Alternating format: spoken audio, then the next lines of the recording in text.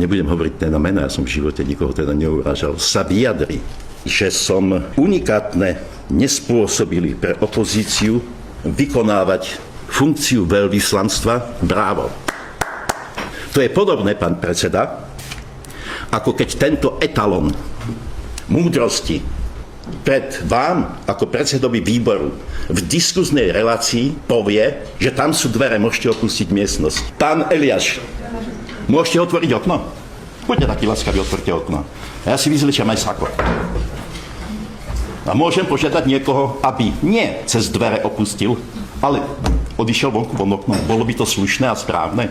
Bolo by to diplomatické? A pritom to nie je veľká výška. Ja ako dôstojník v zálohe a príslušník vzdušného taktického výsadku by som to zvládol. Čiže...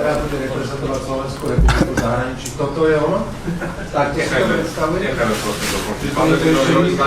Pán dezignovaný veľvyslanec, ak boli nejaké pochybnosti o tom, či spĺňate akékoľvek predpoklady na funkciu veľvyslanca na Cypre, rozptýlili ste ich dnes ráno a pre mňa osobne aj prezentáciu pre médiá pred 2 dňami tu v Národnej rade za tými dverami.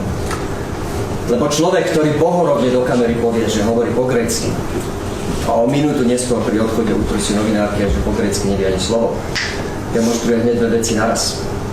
To prvou je, že nerozumie tomu, ako fungujú kamery, lebo verte či neverte, oni vás snímajú a nahrávajú, aj keď sa nepozeráte. A to druhou vecou je, že si celé veci robíte, ľudovo povedané, šoufrlaté. Že ho neberiete ani trošku vážne. Vy nielenže nesplňate akékoľvek osobnostné či profesionálne predpoklady na výkon tejto funkcie, vám je to zjavne ešte aj ukradnuté.